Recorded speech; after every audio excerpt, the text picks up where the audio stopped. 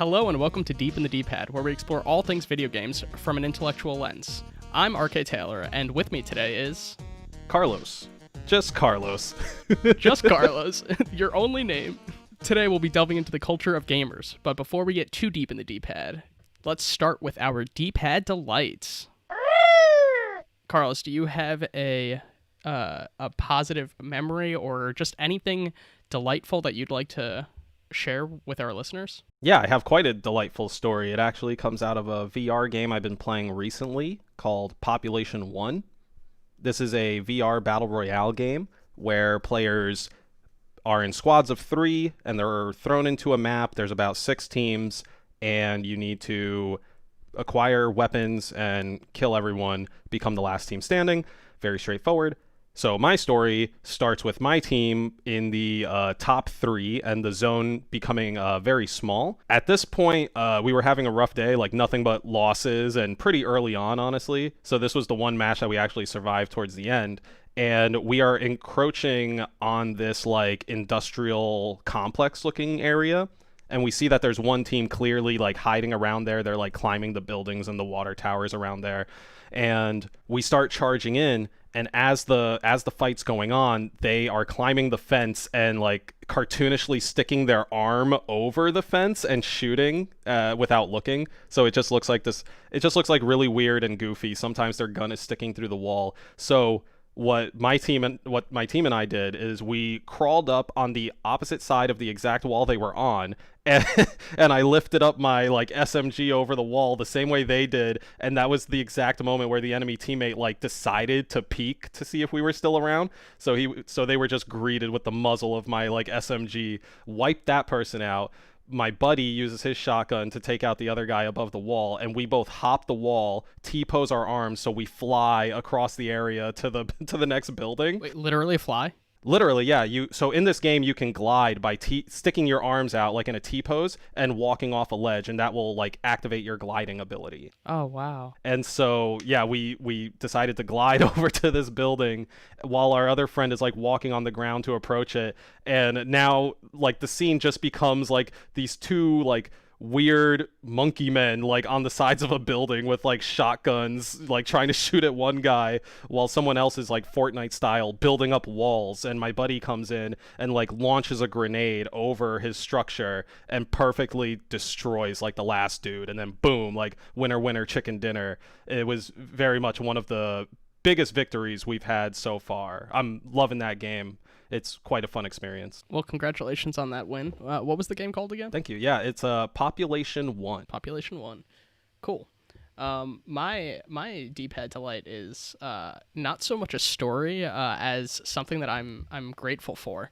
A quality of life update, I suppose. So when I was a kid, I played Kingdom Hearts for the PS2, and now that I have an Xbox, I'm replaying through the original Kingdom Hearts game.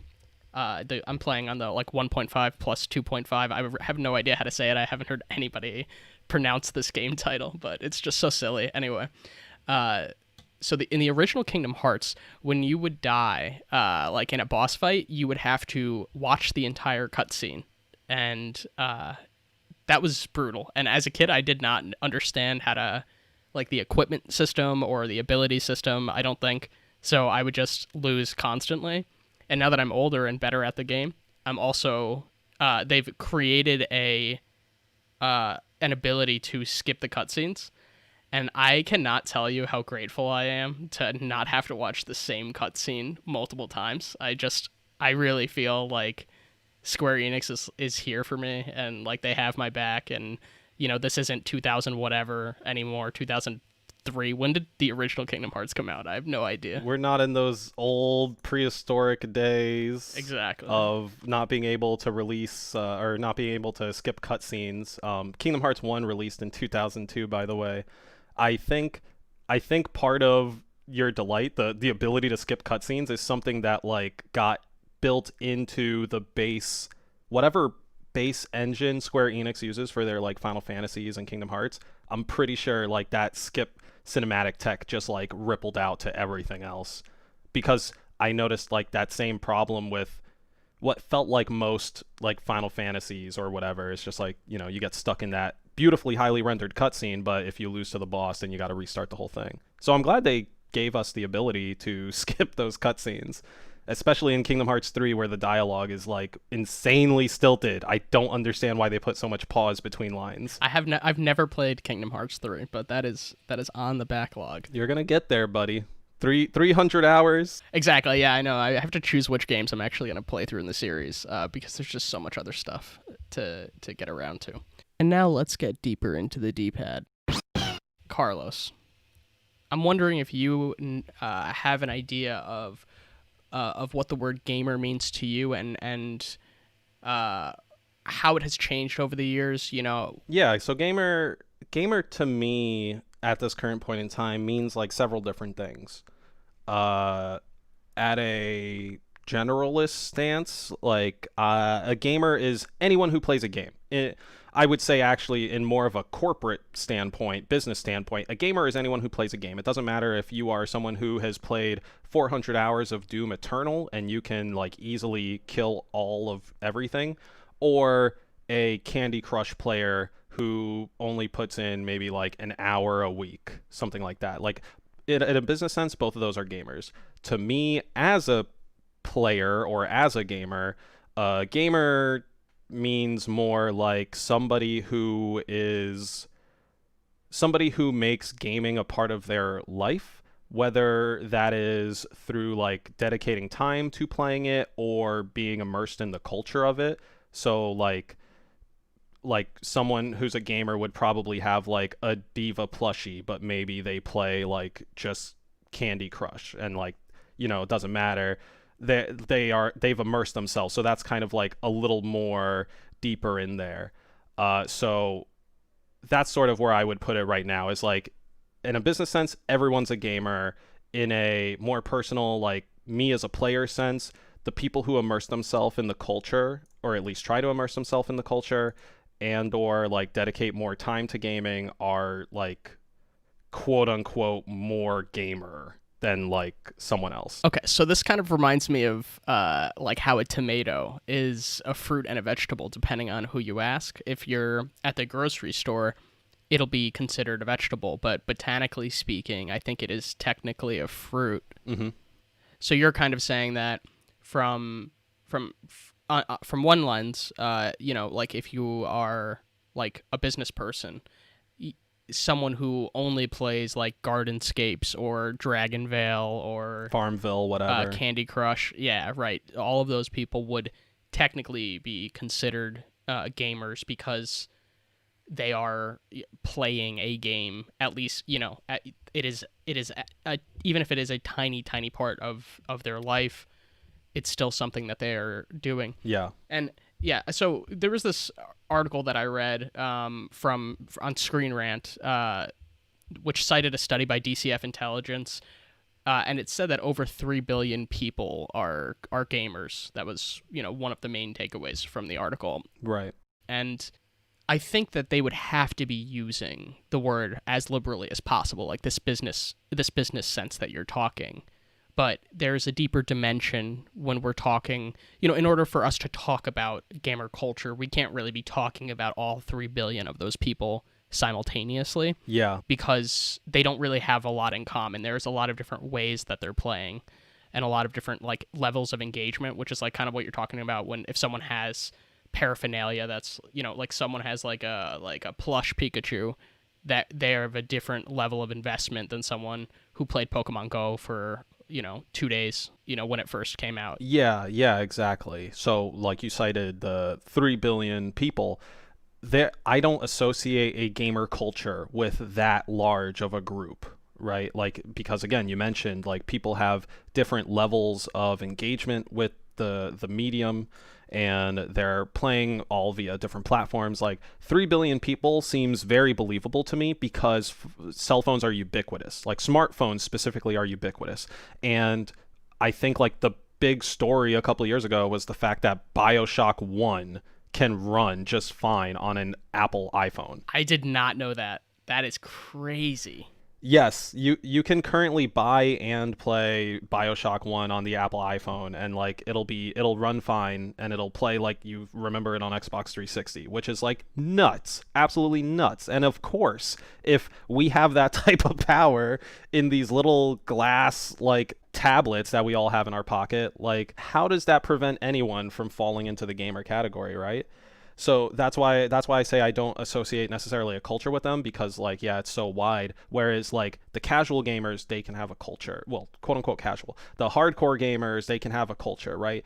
What your perception of that culture is may change, but you are aware that like, oh, these types of people have like immersed themselves to a similar point collectively, and they can like discuss and share things based on that. Okay, so there have to be some kind of like unifying factors then. Is kind of like what you're saying. There has to be something that's like bonding different people together in order for them to be sharing a some kind of mutual identity. Yes. Yeah, I think at least with what I've seen right now, like on the individual level of the player, I don't think players see other players as gamers unless they are in they if unless those other gamers are in the subsection of gaming that they are in.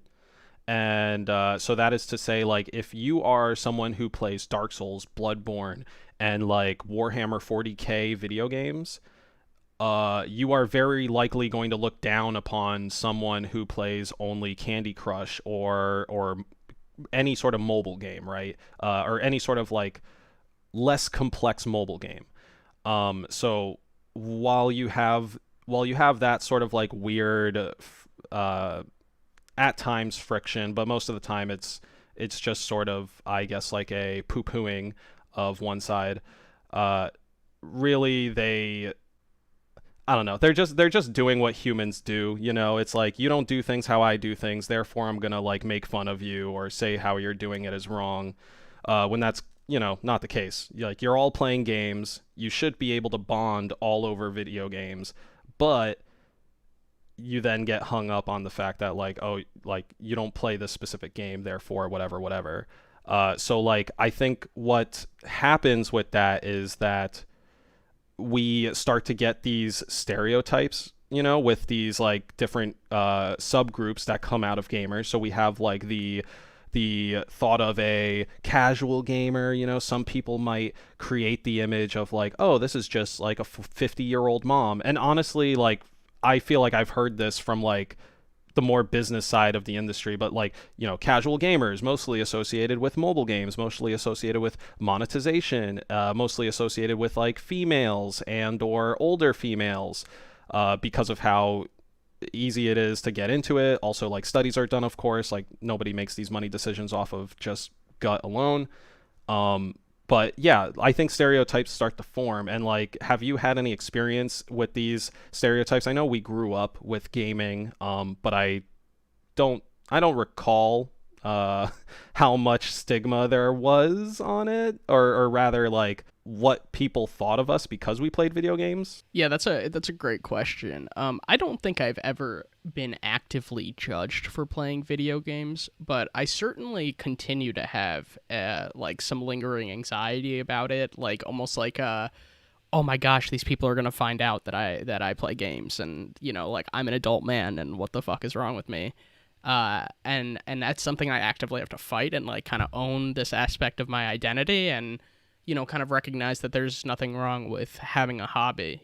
There's no, there's, I don't think there's anything essentially different about it, than, any other hobby, really. I think sometimes there's this idea that, it's unproductive or something like that. And because it's not producing a physical, tangible product, the way that if someone goes fishing, they can bring home a fish, right? And that can be, assuming that they're not living by that fish, but they could eat that fish if they wanted to. They could throw it back. There's some kind the achievement that they have has some kind of tangible value. If someone knits, they have a scarf that they can then give away. If you play video games, you have, it's digital, so the what you've earned is digital, and in terms of like a point system or a high score or whatever. But there's also just the feeling of pride and like wanting to spend your time the way that you want to spend your time. So I think part of it is the idea that video games are for children, because playing is something that we're not supposed to do as adults. We're supposed to be more serious than that, and we're not supposed to. I think that that's kind of a more traditional model of masculinity. So the first part is that only children are supposed to play. The second part is it's not producing a tangible product.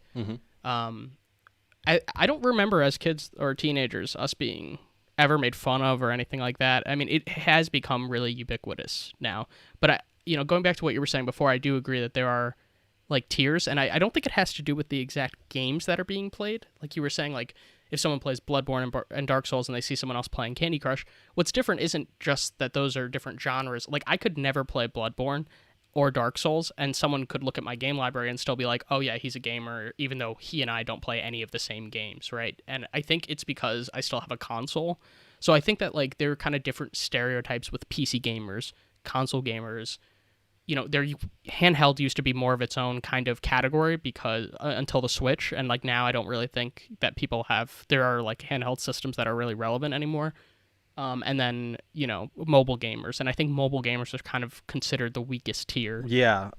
Because of complexity, but maybe that's changing because you can play BioShock and like Apple Arcade and those kinds of things. Do you have thoughts on that? Yeah, I would almost say, like, I do agree that current popular perception within the, say, gamer sphere is that mobile gaming and or mobile gamers are the weakest links. I don't exactly know why, besides the fact of, like, this thing isn't a console that I spent $500 on, although it's a phone that you probably spent $1,200 on. It's also the newest. The newest? It's the most new. It's like the newest innovation of gaming. Oh, yes.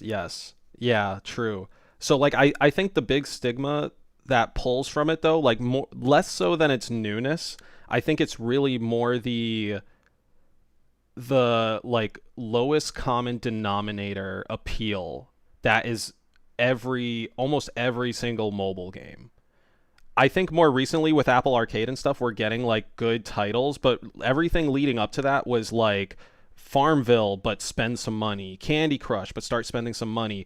Now waifus, spend money to draw more waifus so you could play Breath of the Wild for like 3 hours longer. That type of thing. Mm-hmm. You're talking about Genshin Impact there, just to be clear. Yes, Genshin Impact, yeah. Yes, so also everybody has a phone already. You don't need nobody is getting a phone for games. It's just like you already have the phone and then you're deciding to game. People get dedicated laptops or computers. People get dedicated consoles. So phones are like the least form of investment that you can have. So it's kind of like I don't know if it's exactly like wanting to have your cake and eat it too, but it's basically like wanting to have basically no long-term investment in this thing that you're doing, and you're kind of announcing that gaming is not something that you're taking seriously and something that you're just almost doing passively. I think a lot of mobile games are just like more intentionally trying to pass the time, whereas if I'm going to like download and play No Man's Sky, that's a 12 gigabyte game for me, and I had to buy a console for that, and I'm going to really sit down for a few hours at a time and plow away at that, and I'm going to have a lot of I'm planning my day around it. It's not just something I'm doing in a waiting room. Yeah, and definitely I agree that time investment, the investment to even get into gaming is like part of something that adds to your stigma. Whether, like you said, if you're only doing it on a phone, then you're casual because everyone has a phone. But if you're actually shelling out the money to buy a computer or a console, then at the very least you have a little bit of cred. I think something you mentioned earlier that has faded away that we kind of mentioned was this, for lack of a better word, I'll say this kind of like boomer point of view of like, if you're doing something, it needs this tangible reward for you to like, for it to have any meaning into your life. And I think I would say that's a capitalist ethos.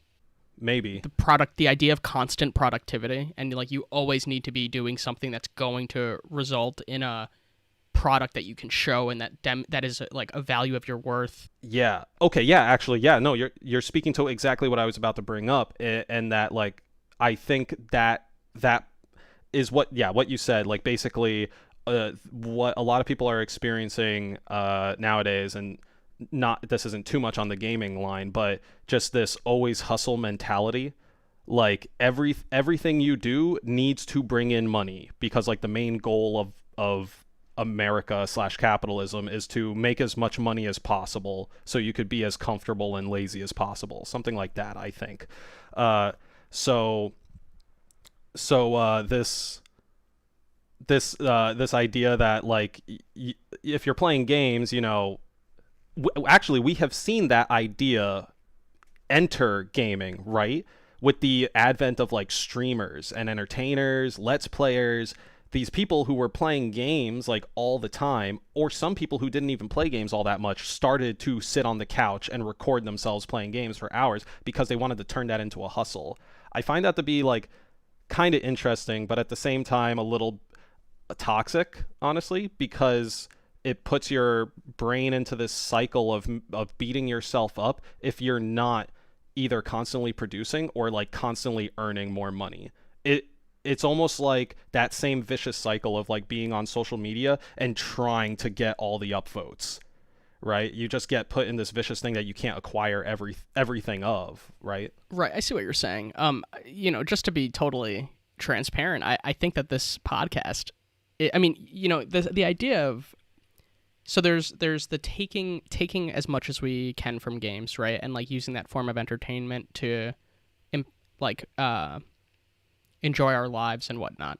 You took it very seriously by making it your career as well. So creating games and playing games, you know, you're on both sides of the, you know, you're on the input and the output, you know, side of the gaming equation. This podcast is also a form of taking our hobby and making it productive.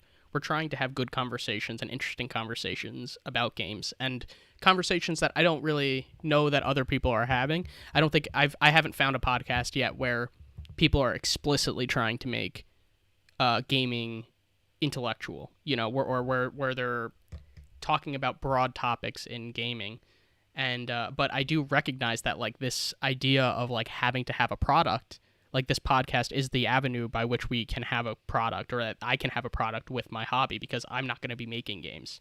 You know, this is my way of kind of like trying to contribute and trying to, you know, there's something about like self-actualization here, right? Where it's like a creative enterprise that we are then able to take on. And, you know, it's kind of like the final stage of the evolution is to create something artistic out of the experiences that we're having with gaming, right? Yes, and I'd like to point out, or rather clarify, that like as we're doing this podcast, like it's all for fun. Like for fun in the sense that like we personally want to have these conversations. We are entertained in talking back and forth about these things and how they tangentially relate to other things in the real world. But in that endeavor, we're not looking to make money. I'm personally like, right at this moment, I don't ever see this making money, and I'm totally fine with that. Yeah, me too. Because I'm like, this is just fun to have conversation. But the toxic part is where I think most people start at, I need to make money, because that's always, you know, the core.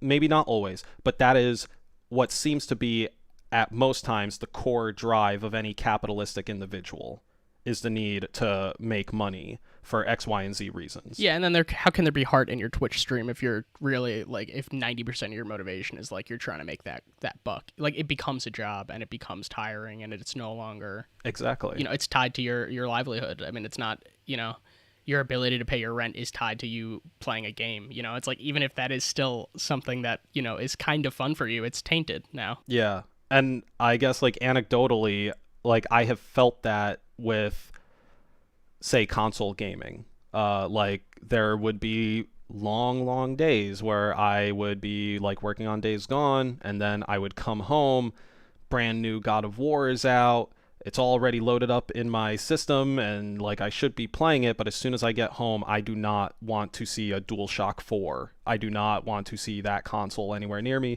I barely at times even want to see the video games, which is like surprising to me because I literally play video games every single day.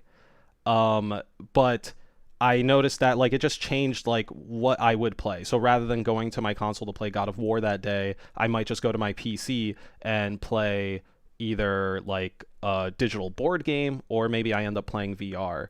But yeah, like you said, turning your passion or turning your interest into your job definitely at points does make it become a job, but that can flip-flop to become your passion, whereas if you enter something trying to make money, I don't think it in turn becomes your passion. I think, like you said, you can't go and start streaming thinking I'm going to make money, because you're just going to be horribly disappointed and you're not going to be fun to watch, right? Yes, yes. It sounded like you were almost saying, like, I was thinking of the reputation of gamers from the lens of this like specter of people who do not game, who are judgmental toward people who do game. And I think that mobile gamers are kind of omitted from that category of like that kind of, that they're not, the disdain that non-gamers direct toward gamers is not directed to mobile gamers, right?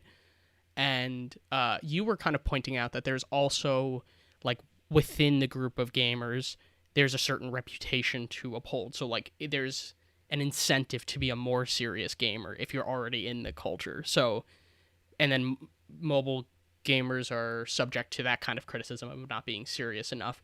So it's interesting that, you know, I really don't know to what extent there is outside down looking upon gamers. You know, like that seems to me to be like a trope.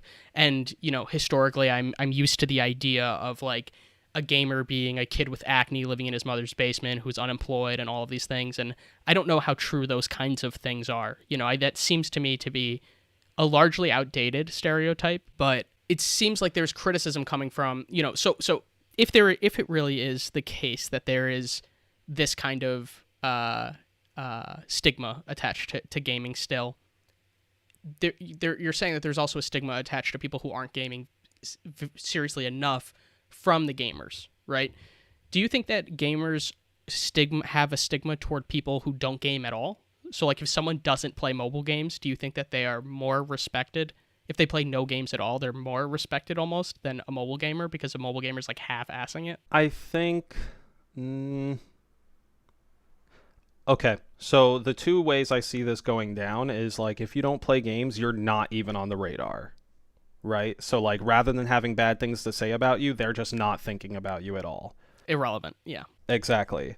The other way, and I honestly would say that's probably the preferred way, is like be seen as irrelevant, because the only other way I see it playing out is if like if somebody gaming looks at you and it's like you literally don't play any games whatsoever, then you get like the internet label of like normie, right? Because you're totally not in that sphere. You probably, you know, let's say the stereotypical gamer is looking at the stereotypical like not gamer and it's just like, oh, you probably go to Hooters, drink like 3 beers, and then go home and like fucking swing a sledgehammer for no reason, because I, a gamer, do not know what people do for like physical things. But that in and of itself, right, what I just said is a stereotype of the gamer, like you mentioned, like person riddled with acne that lives in their parents' basement. I think there have been fantastic strides to break that stigma. I feel like that stigma is to a fair degree broken. I think it depends also what age group you speak to. If you speak to the youths today, youths being like 10 to 17 year olds, right? They will probably think of a gamer as somebody who is like really good at a game, somebody who like entertains people, somebody who might be on the stage at E3 or potentially New Year's Eve in Times Square, like that.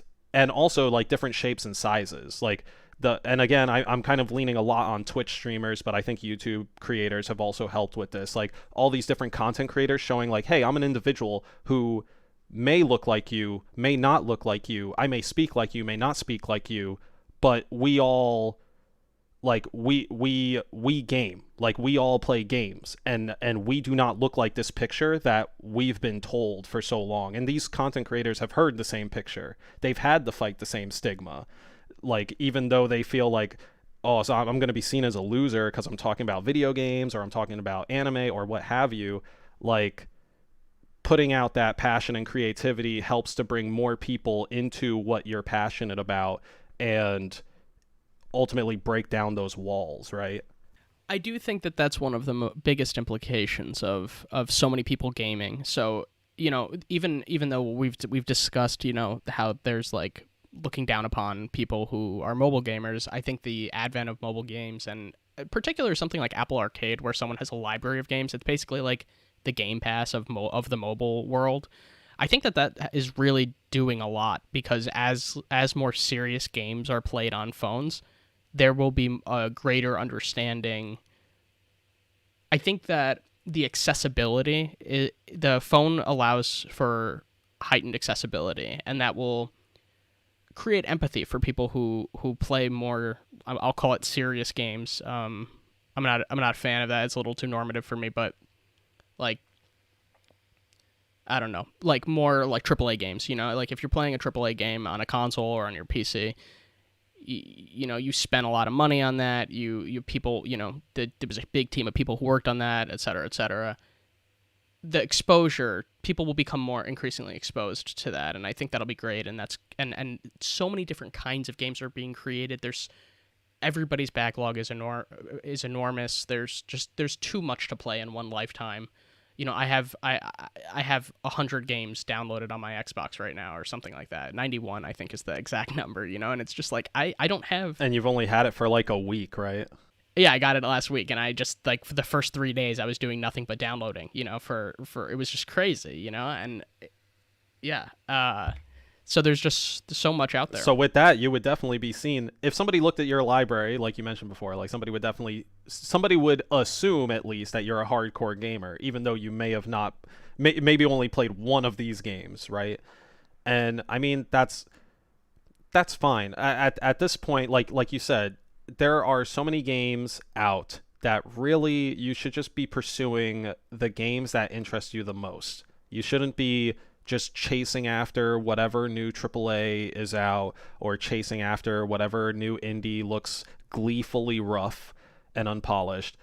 Just find the games that look good to you, listener, and play them. Just enjoy them, soak them in, try to learn whatever you can from them. It doesn't have to be like a new skill. It doesn't have to be a life lesson. It could be maybe just a piece of trivia or something, but like, give it a try. Do what you like. Do what feels good to you. So Ryan, do you think genre or like number of players, multiplayer versus single player games, do you think that has bearing on like the casual versus hardcore conversation?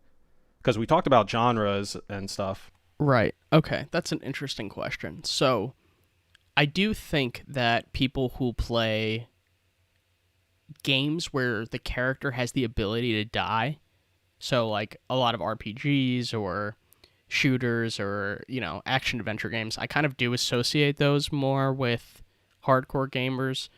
Can I interrupt you for 1 second? Yes. When you say die, do you mean in a permanent sense, or do you mean in a game over, I can like restart? I mean game over, but I know that I didn't say platformers. I think platformers are kind of accessible. So I think complexity of game. So a lot of puzzle games don't have the ability to die, and I think puzzle games are almost like the point and click, and puzzle games are like kind of the softest balls in terms of, if you only play those games, I think you're more likely to be labeled as a casual gamer. If you play a shooter or an RPG where you have to like learn more things, or if there's a skill tree or an inventory that you have to manage, or, if you play an MMO, certainly, I think those are more on the hardcore end. I think like a platformer, and anybody who plays a hardcore game can also play a casual game, and it doesn't mean that they're not a hardcore gamer anymore. I mean, like but yeah, I think that that's like a crude heuristic, and I also don't know that I ascribe to that. I think I'm just speaking more from the like trying to like understand how these words are used culturally rather than like my own opinion. If I'm gonna like I give an idea of what I think, like what does a hardcore gamer mean to me, I would say that it's like less about what you play and more about your level of like investment. So kind of like how before you said something about like buying like a doll, like that, like buying like paraphernalia associated with the game, right? Mm-hmm. Yeah. I think that certainly does count. That shows a level of fandom, But I think like reading about the games, like if you're reading news articles about games, or if you're really invested in a particular franchise, or if you want to understand how games are made, or you like you take apart the console, or you watch videos of other people doing so, or even if you watch other streams, or you're trying to understand some kind of artistic value in the game. I think all of those are kinds of things that grant people a designation that is like, okay, you're no longer casual. Like, you're not only are you finding time to put the game itself in your life, but there are like extra things that you're trying to do to like immerse yourself in the game universe. So outside of the game itself, you're not just passing the time now. You're trying to really understand either how to be a better player, or like how this was made, or anything like that. Does that make sense? Yeah, that makes sense. And you touched upon two things that I want to follow up on. So hopefully I can remember the second thing. So within the kind of gamer stigma, gamers are definitely like, multiple different things, but something that is interesting from a developer standpoint is how you mentioned like some gamers or people who engross themselves more into games, so much so that they engross themselves into the industry or the craft of making games. Those gamers are far different. I know we've said gamers are different from other gamers, but speaking specifically from like a developer standpoint, the gamers who just play the game and play it a lot and then form opinions that way are definitely to some degree looked down upon compared to gamers who actually like look up how the sausage is made. The ones who watch documentaries or read like you said, read like developer blogs or how things are put together. My personal view on those people, these like gamers who are interested in dev, I personally love them. I think that's great. I think that's actually probably how like I ended up getting into it, was just like really loving playing games and then wanting to know like, how does this actually go together, because I have such a good time and I spend so much time with it. I think that's great, and if anything, that is a gamer turned curious developer than just a gamer. And the opposite side of that coin that I had mentioned earlier is the like hardcore, like covered in acne, full of salt gamer dude who like just posts like hateful stuff all over online. That's sort of the Jedi Sith ending outcome I see for like the people who immerse themselves more and more into the gaming sphere. But the other point that I wanted to jump onto that you had mentioned was that a hardcore gamer can play a casual game and still be considered hardcore. And something I think and also you mentioned that complexity had to factor in. It wasn't necessarily multiplayer, single player didn't seem to have any bearing on the casual. Yeah, it doesn't for me. And I agree. I don't think that matters either. Genre might. I don't advocate too much for that, but definitely complexity. I think complexity is at the heart of it all. Like Diablo 3 and Path of Exile are quite complex games, and they are marketed as hardcore games because of the complexity of their different systems and their skill tree.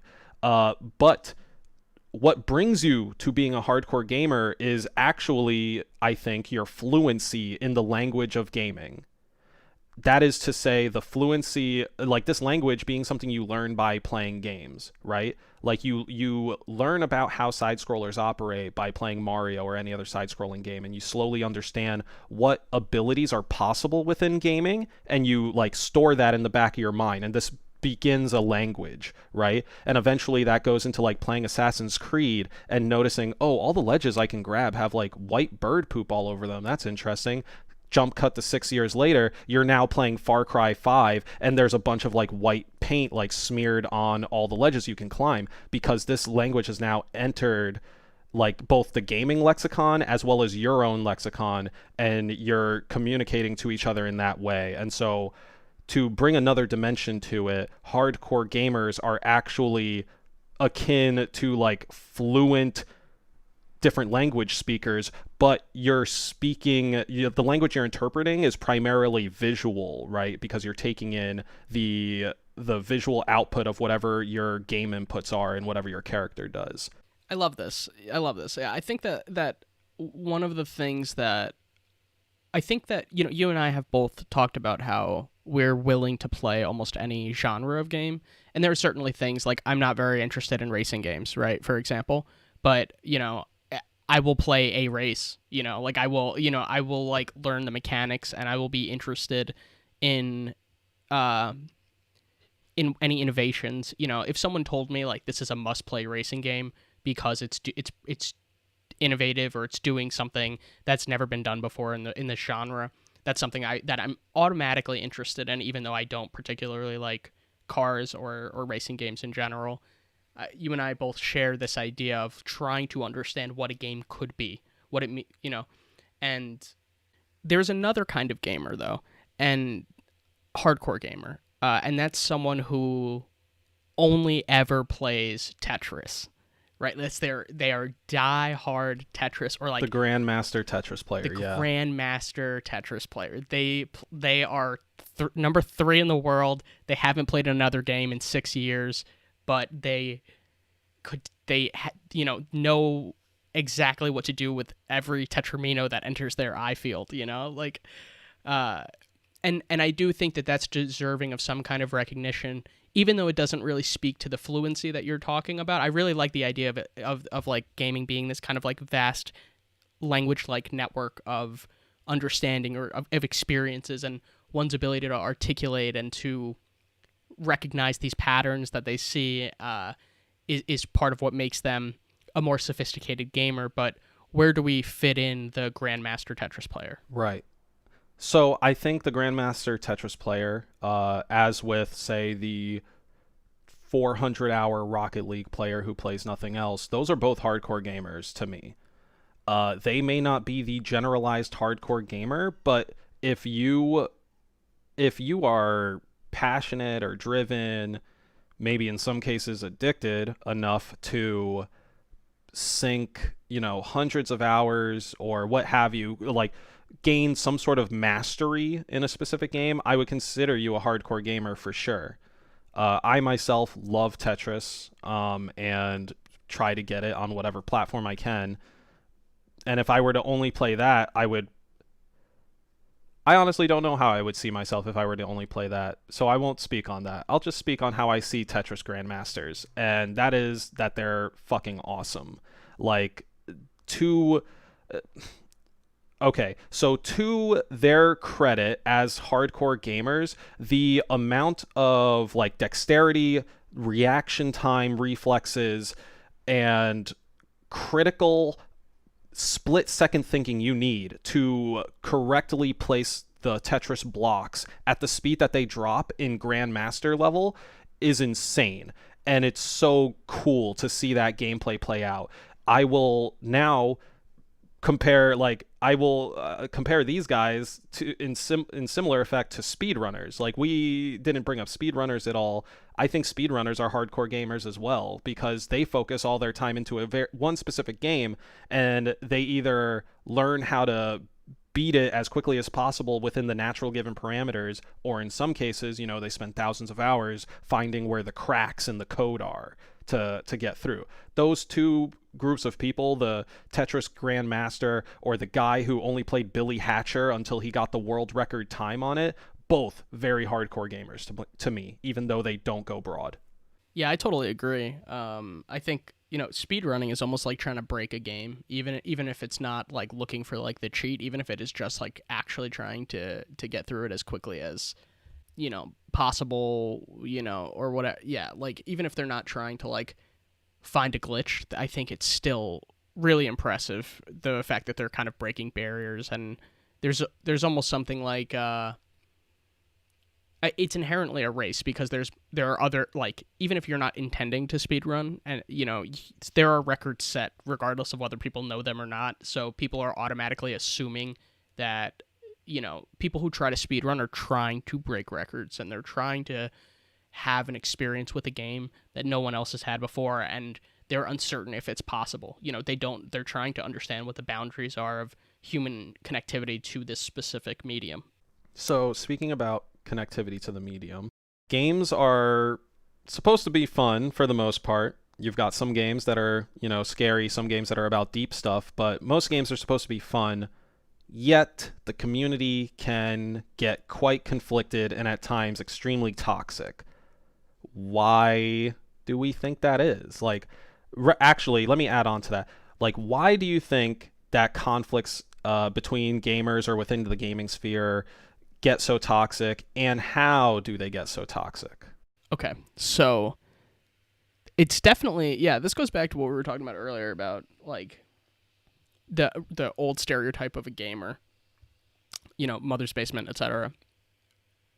The idea of like rage quitting, is kind of adjacent to what you're talking about too. There's the people invest a lot of ego into the games that they play, and I think part of the reason is, one, some games are just naturally competitive, right? Like, sometimes you're competing, like if you're a speedrunner or if you are, like in a some kind of competition with someone else, you're directly competing, right? But there's also just the fact that, like, okay, so we're recording this, last week was the PS5 and the Xbox Series X and S were released, and there is so much back and forth, like between the two, between like Microsoft supporters and Sony supporters, and obviously right, the fanboys and the console wars. Right, exactly. The console wars. And even within Xbox Series X and S users, right, there is so much contempt, it seems, and I've been trying to understand this, like why, if even within two people who are both supporting Microsoft, why would it be the case, right? And so I think that there's it kind of goes back to what we were saying before about like mobile gamers are kind of looked down upon by more serious gamers. I think Xbox Series X, it's a $500 console. It, games can play in 4K. It has a disk drive. The Xbox Series S does not have those features, and it's only $300. So more like people who might not be as serious about their gaming will have an Xbox Series S. The Xbox Series X people might be more. Part of it is like looking down upon these people who have inferior equipment or who are less willing to get invested. But it's also to justify their purchase of something that's $200 more than. So they want to feel good about the fact that they spent $500. So they have to communicate to the people who spent the $300 to get a slightly inferior system that they made a poor decision, as if the other person's decision has any bearing on their own decision. So it's a form of validating oneself, judging someone else's video game decisions is a form of validating oneself. So if I'm an Xbox supporter and I see someone with a PS5, rather than being like, PS5 really does have PlayStation has some great like console exclusives. I totally understand why someone would have a PlayStation. That decision seems completely rational to me. I'm like, are you kidding me? God of War is so overrated. Like, I'm so tired of this. Astro's Playroom, okay, what am I, 3? So like there are ways that you can, put down people who are making different decisions in a way that makes you feel like you're uplifting yourself, but it really doesn't need to be the case, and it doesn't need to be that competitive. Yeah, and I've seen what you are talking about, at least on the topic of like Xbox Series X versus the Series S. And I agree entirely. It's people trying to justify their purchase to other people, and I'm not entirely sure why or how this comes about. But yeah, it's that whole like you said, it's that whole investment. Like I got the disc drive, I got to be able to see things in 8K. But the thing that I think escalates it at times, like let's take Cyberpunk 2077, right? It's gotten delayed, I think, once or twice, and in the more recent 3 times, I believe. 3 times, you said? I believe so. Okay. In the more recent announce of their delay, I think even with the prior 1 or 2, we were seeing instances of like death threats targeted towards developers, and this isn't even the first time. It's been there have been many instances of developers getting death threats and nothing really happening about it, because seemingly Twitter or the internet is tracking you, but at the same time not actually executing on punishing you when do something wrong, unless it is the flash mob of any of the whole angry Twitter. So I personally have never like gotten a death threat as a developer. I'm very thankful for this. As a gamer, I have never directly threatened anyone else. I do participate in trash talk within gaming.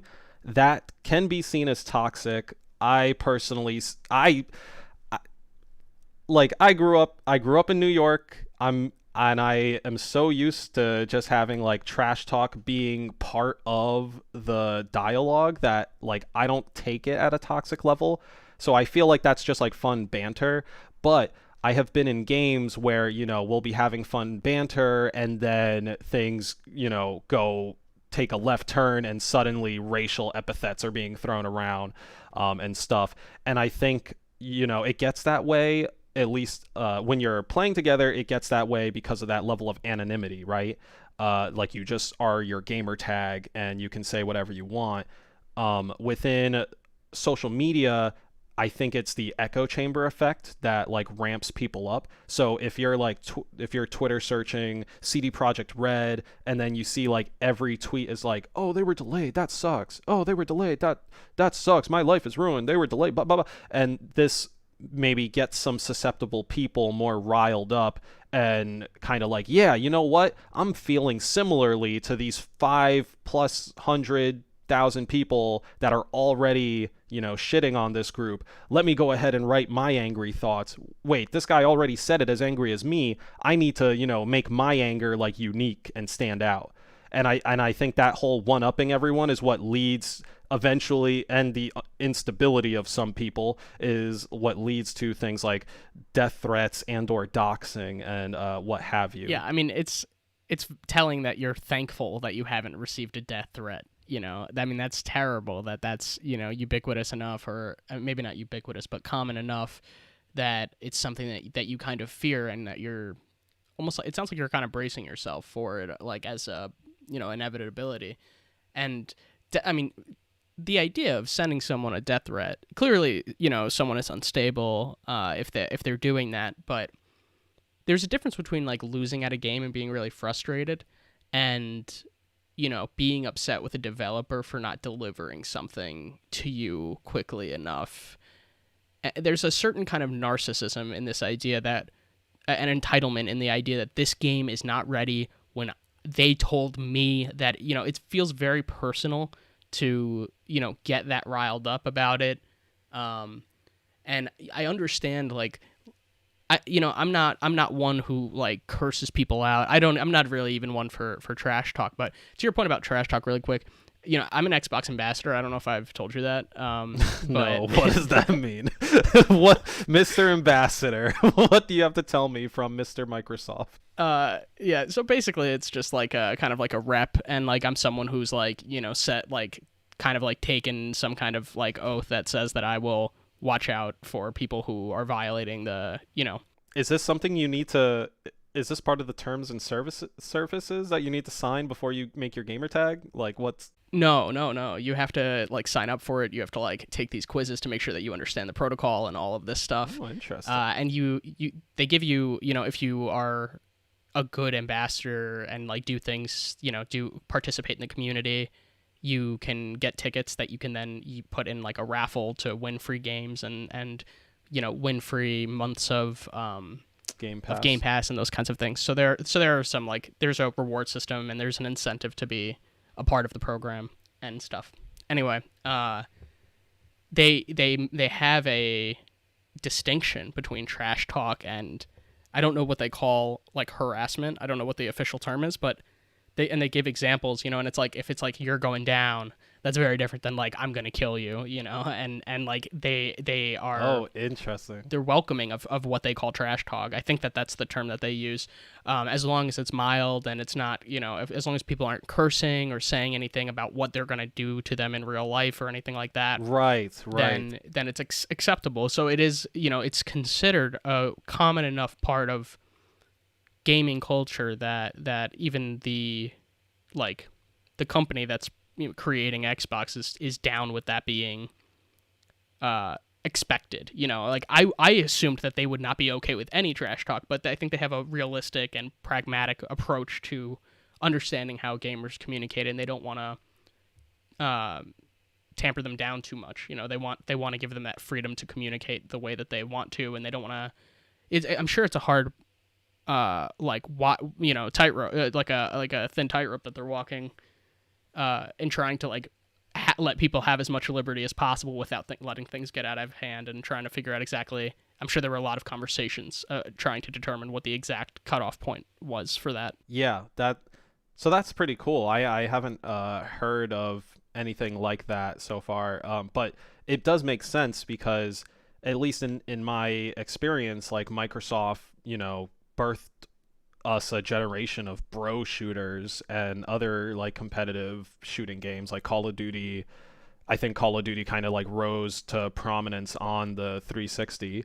So, but to have the distinction of like what's trash talk versus like, what's more aggressive or more hateful, I think that's really cool, but it also creates for funny workarounds like I see/hear on Twitch.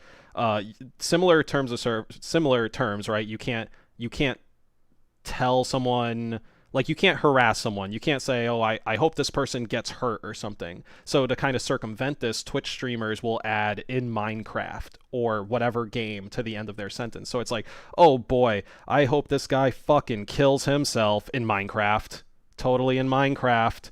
And or something to the effect of like, damn man, me and my friends, we took shrooms in Minecraft and it was crazy. Like, so that I find that stuff to be funny and kind of not to switch to a completely different topic, but to maybe tease an idea that this workaround is similar to the double speak / double think that we see in 1984. Interesting. It's not to escape government, as in the book, but it's it's just trying to work around what Big Brother is trying to stop you from doing. And I saw this on YouTube when they started striking down anyone for saying like controversial words. Yeah, so it's very weird. But maybe I'll bring it's avoidance of the authority. Yeah, exactly. Speaking in a very oddly coded way that I can only describe as like double speak is catching on, and maybe we'll do a mini-sode on it where I could get you some more solid examples. But yeah, I've seen that happening more and more over the last like 6 years, and I just find it interesting, albeit a little bit creepy.